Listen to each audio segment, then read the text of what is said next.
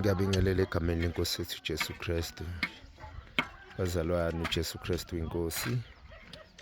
Sisaqhubeka nomsebenzi kaNkulunkulu lapha ekhaya labafundi. Siwona umsebenzi lona uNkulunkulu athe nje wasibusisa ngawo. So ngethemba bazalwane nayibona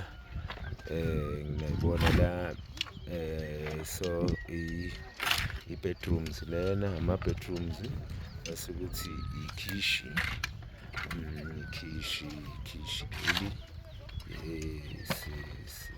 ikhishi novrandi wakhona omncanyana-ke lo wasekhishini lo. Yes, futhi phela kahle kahle kuyaprotect-eka. Yes, masekuthi igamelo-ke futhi leli elinye igamelo sizazoqala nje sinyuse ngapha ngemuva bazalwane, senzele ukuthi sikwazi nge-2040 sikwazi ukuthi sizofika i-24 sesiqedile bazalwane. So kanjalo amakamelo kanjalo siphethe namashawa. Amashawa akhona ayi-2. Siphethe namashawa ayi-2 bazalwane. uNkulunkulu uyasibusisa nje ngayo yonke indlela. Ushilo wathi ningakhathazeki ukuthi ninakumbathani nokugqokani.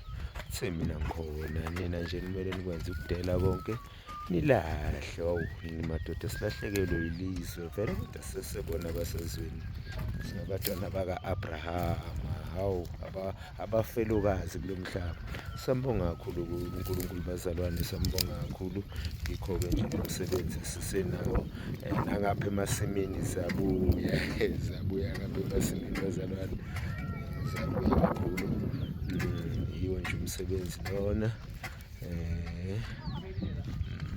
omuhle nje kakhulu, omuhle kakhulu. uNkulunkulu asibusise ngawo nasemasimini ngokunjalo. Zabuya emasimini nje uyabona nje uNkulunkulu kahle kahle uyisimanga nayo uNkulunkulu impilo eyifuna bazalwane.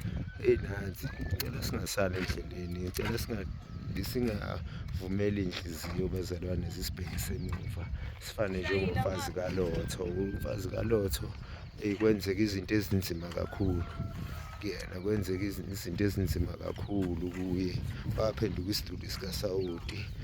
Kuyinkinga bazalwane ukubheka emuva, ayikho into eyinkinga njengaleyo.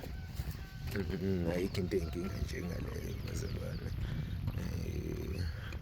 So nje nalana zabuya ney'mbongolo zabuya nazi iy'mbongolo lapha. Zabuya ngomswabe, zibuyele emasisweni. Madoda,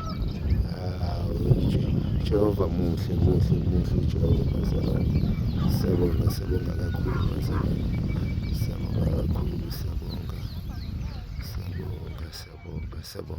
siyabonga. Akabonge uJesu.